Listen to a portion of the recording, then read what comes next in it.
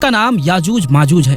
جب وہ اس زمین پر نکلے گی تو سب کچھ کھا جائے گی، چاہے وہ انسان ہو یا چرند پرند، حیوانات، کوئی بھی چیز اس روئے زمین پر باقی نہ رہے گی۔ اس مخلوق کے نکلنے کے بعد اس روئے زمین پر ہر طرف چٹیل میدان اور ویرانی ہی ویرانی نظر آئے گی۔ یہ مخلوق اتنی خوفناک ہوگی کہ دنیا کی ہر چیز کھانے کے باوجود بھی ان کی بھوک نہ مٹے گی۔ زمین کے ہر جاندار اور بے جان چیزوں کے کھانے کے بعد بھی یہ قوم آسمان والوں کو بھی کھانے کا ارادہ کرے گی۔ اور پیارے دوستوں، یہ کوئی قصہ کہانی نہیں ہے، بلکہ یہ سب حقیقت ہے۔ پیارے دوستوں، قیامت کی 10 بڑی نشانیوں میں سے ایک بڑی نشانی یاجوج ماجوج کا نکلنا ہے۔ یہ انسانی نسل سے ہوں گے، لیکن بڑے ہی عجیب طرح کے ڈراونے انسان ہوں گے۔ بلکہ اگر یہ کہا جائے کہ انسانوں کی شکل میں جانور ہوں گے تو کچھ غلط نہ ہوگا، کیونکہ یہ جس وقت اللہ کے حکم سے باہر نکلیں گے تو چیٹیوں کی طرح زمین پر پھیل جائیں گے۔ وہ اتنی بڑی تعداد میں ہوں گے کہ ان کے رہتے زمین بھی نظر نہ آئے گی، بلکہ ہر طرف یہی کالے خونخوار جانوری انسان یاجوج ماجوج پھیلے دکھیں گے۔ یہ اپنے قد و ہائٹ سے زیادہ لمبے نہیں ہوں گے، بلکہ عام انسانوں سے بہت زیادہ چھوٹے ہوں گے۔ یہ اتنے خونخوار ہوں گے کہ اپنے سامنے آنے والی ہر چیز کو کھاتے چلے جائیں گے، یہاں تک کہ اگر ان کا گزر کسی ندی کے پاس سے ہوگا تو یہ لوگ اس کا سارا پانی پی لیں گے۔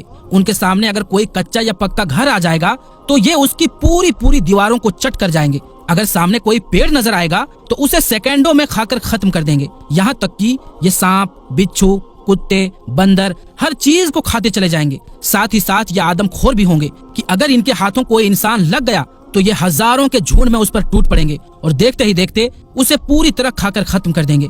دوستوں، اللہ تعالیٰ نے ہر امت کے لیے کوئی نہ کوئی آزمائش کی چیز پیدا کی ہے۔ اس امت کے لیے آزمائش کی چیزوں میں دجال، دابت الارض اور یاجوج ماجوج وغیرہ شامل ہے۔ حضور صلی اللہ علیہ وآلہ وسلم نے یاجوج ماجوج کے بارے میں بہت تفصیل کے ساتھ حدیثوں میں بیان فرمایا ہے کہ وہ ایک ایسا فتنہ ہوگا کہ جو ساری امت کے لیے بوال بن کر سامنے آئے گا۔ یاجوج ماجوج کا ذکر دوسرے مذہبوں کی بھی کتابوں میں ملتا ہے کہ دنیا ختم ہونے سے پہلے ایک ایسی خونخوار قوم لوگوں کے بیچ نکلے گی کہ جو سبھی چیزوں کو تباہ و برباد کر دے گی۔ اصل میں یاجوج ماجوج حضرت نوح علیہ السلام کی اولادوں میں سے ایک قوم ہے کہ جسے اللہ تعالیٰ نے قیامت تک کے لیے لوگوں کی نظروں سے چھپا کر اسے ایک بہت بڑی دیوار کے پیچھے قید کر دیا ہے۔ لیکن جب قیامت سے پہلے ان کے نکلنے کا وقت قریب آ جائے گا تو یہی یاجوج ماجوج اس دیوار کو توڑ کر باہر نکلیں گے اور پھر ساری دنیا میں فساد برپا کریں گے۔ قرآن میں اللہ تعالیٰ نے 16ویں و 17ویں پارے میں یاجوج ماجوج کا ذکر حضرت ذوالقرنین کے واقعے میں کچھ تفصیل کے ساتھ فرمایا ہے کہ ساری دنیا کو فتح کرنے والے نیک بادشاہ حضرت ذوالقرنین جب سفر کرتے کرتے پورب کی طرف بہت دور نکل گئے تو اچانک انہیں 2 پہاڑوں کے بیچ کھنڈرات میں ایک بہت ہی بے بس قوم رہتی نظر آئی۔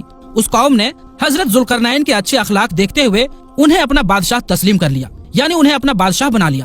لیکن جب حضرت ذوالقرنین انہیں چھوڑ کر جانے لگے تو اس قوم نے اپنی تکلیفیں حضرت ذوالقرنین سے بتائی کہ اے بادشاہ سلامت، ہم جس علاقے میں رہتے ہیں تو ادھر پہاڑ سے اس طرف یاجوج ماجوج کی قوم رہتی ہے۔ وہ صاحب اکثر ہم لوگوں پر حملہ کر کے ہماری ساری چیزوں کو لوٹ لیتے ہیں۔ ہم ان سے بہت زیادہ تنگ آ چکے ہیں، اسی لیے آپ سے التجا کرتے ہیں کہ آپ ہمارے لیے ان سے بچنے کا کوئی راستہ نکال دیں، کیونکہ آپ کے پاس ایک بڑی فوج ہے اور آپ سے ہمیں پوری امید ہے۔ اسی لیے آپ اس پہاڑ کے بیچ کوئی ایسا دیوار بنا دیں کہ جس کی وجہ سے یاجوج ماجوج کبھی بھی ہم پر حملہ نہ کر سکیں۔ اس قوم نے کہا کہ اے بادشاہ سلامت، ہم اس کام کے بدلے میں آپ کو کچھ پیسے وغیرہ بھی دینے کے لیے تیار ہیں۔ لیکن حضرت ذوالقرنین نے پیسے لینے سے انکار کرتے ہوئے کہا کہ نہیں، میرے اللہ نے مجھے بہت کچھ دیا ہے، وہ کافی ہے، اسی لیے میں تمہارے یہ کام کرنے کو تیار ہوں، لیکن اس کام میں تم لوگ میرا پورا ساتھ دینا۔ وہ ساری قوم تیار ہو گئی۔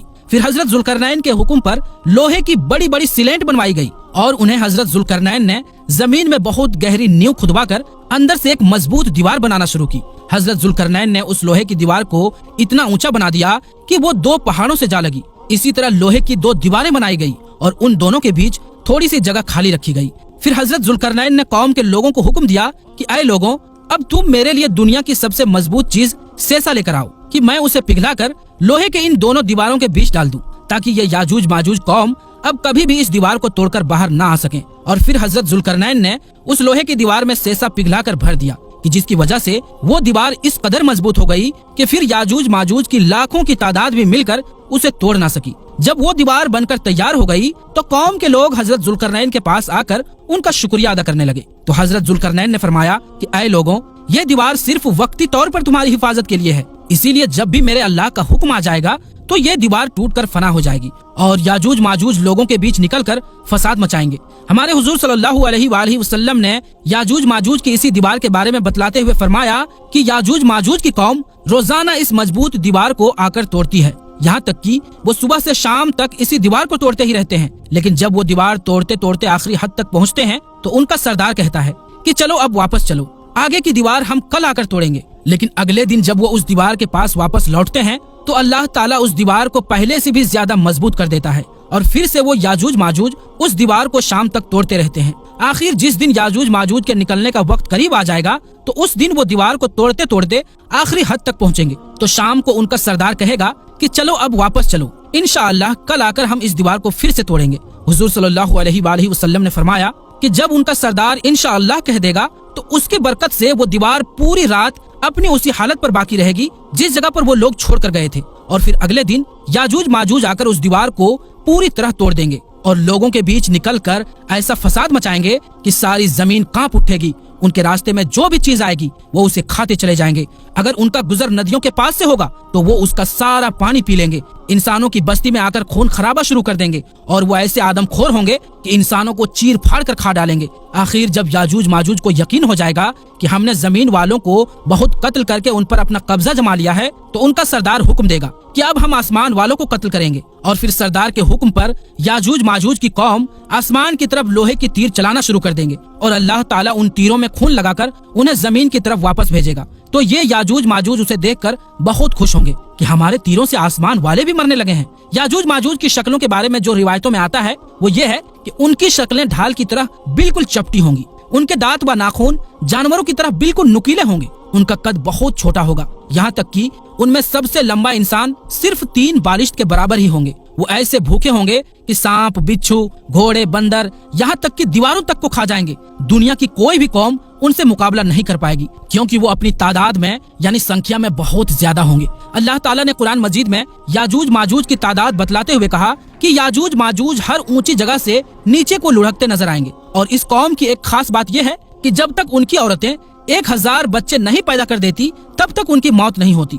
दोस्तों, अब सवाल है कि आखिर याजूज माजूज कब निकलेंगे? तो हदीस के मुताबिक याजूज माजूज के निकलने का जो वक्त बयान किया गया है वो ये है कि दज्जाल निकलने के कुछ ही सालों बाद हजरत ईसा अलैहिस्सलाम आकर दज्जाल को कत्ल करेंगे और फिर सारे ईसाई मुसलमान होकर हजरत ईसा अलैहिस्सलाम को ही अपना बादशाह तस्लीम कर लेंगे, यानी अपना बादशाह मान लेंगे और हर तरफ खुशहाली ही खुशहाली होगी। लेकिन तभी अचानक एक दिन अल्लाह के हुक्म से याजूज माजूज जमीन में निकलना शुरू हो जाएंगे और जब हजरत ईसा अलैहिस्सलाम को खबर होगी कि याजूज माजूज की कौम निकल आई है तो वो लोगों को हुक्म देंगे कि सभी लोग अपने अपने घरों में कैद हो जाओ, कोई भी बाहर ना निकलो। रिवायतों में आता है कि उस वक्त याजूज माजूज की वजह से खाने पीने की ऐसी तंगी फैलेगी कि हुजूर सल्लल्लाहु अलैहि वसल्लम ने फरमाया कि उस वक्त तुम्हें बैल का एक सर भी 100 दिनार से ज्यादा महबूब होगा। मतलब अगर कोई बैल का एक सर लाखों रुपए में आकर बेचे और तुम्हारे पास इतने पैसे हों तो तुम लाखों रुपए देकर बैल का सर खरीद लोगे और अपने खाने पीने का इंतजाम करोगे। तो प्यारे दोस्तों, इन रिवायतों से मालूम होता है कि याजूज माजूज हजरत ईसा अलैहिस्सलाम ही की मौजूदगी में निकलेंगे और जमीन पर बेहद फसाद मचाएंगे। जब काफी अरसा गुजर जाएगा तो लोग हजरत ईसा अलैहिस्सलाम से आकर दरख्वास्त करेंगे कि आप अल्लाह ताला से दुआ करें कि अल्लाह हमें याजूज माजूज की इस वबा से निजात दे दे। तो हजरत ईसा अलैहिस्सलाम अल्लाह ताला की बारगाह में हाथ उठाकर दुआ फरमाएंगे कि ऐ अल्लाह, हम जमीन वालों को याजूज माजूज के फितनों से निजात अता फरमा। तो हजरत ईसा अलैहिस्सलाम की दुआ पर अल्लाह ताला याजूज माजूज की पूरी कौम पर एक ऐसी बीमारी भेजेंगे कि उनकी गर्दनें सड़ने लगेंगे कि जिसकी वजह से कुछ ही दिनों में उन सभी की मौत हो जाएगी और जमीन में हर तरफ याजूज माजूज की लाशें ही लाशें नजर आएंगी। उसकी बदबू इस कदर फैलेगी कि लोगों का जीना हराम हो जाएगा। तो हजरत ईसा अलैहिस्सलाम फिर से अल्लाह तबारक व तआला से दुआ करेंगे कि ऐ अल्लाह, इन याजूज माजूज की लाशों की सफाई का कोई इंतजाम फरमा दे। तो अल्लाह ताला आसमानों से कुछ ऐसे परिंदों को भेजेगा कि जो याजूज माजूज की लाशों को उठाकर दूसरे समंदरों में ले जाकर फेंक देंगे और फिर से हजरत ईसा अलैहिस्सलाम की हुक्मरानी में खुशहाली के दिन वापस आ जाएंगे। लेकिन उसके कुछ ही दिनों के बाद अचानक एक दिन हजरत ईसा अलैहिस्सलाम की भी वफात हो जाएगी। उनकी वफात के कुछ सालों बाद अल्लाह की तरफ से एक ठंडी हवा चलेगी कि जिसकी वजह से तमाम मुसलमानों पर मौत तारी हो जाएगी और फिर सारी दुनिया में एक बार फिर से कुफ्र का बोलबाला होगा। लेकिन अभी इन हालात को ज्यादा दिन नहीं गुजरेंगे कि एक दिन अचानक अल्लाह के हुक्म से सूरज मगरिब की तरफ से निकल आएगा کہ جس کے بعد توبہ کا دروازہ بھی بند ہو جائے گا اور پھر کچھ بڑے عالموں کے قول کے مطابق اس کے 120 سال کے بعد قیامت آ جائے گی۔ آخر میں اللہ تبارک و تعالیٰ سے دعا ہے کہ اللہ تبارک و تعالیٰ قرب قیامت میں ظاہر ہونے والی ان تمام فتنوں سے ہمیں بچائے اور ایمان کی حالت میں ہمیں دنیا سے رخصت ہونے کی توفیق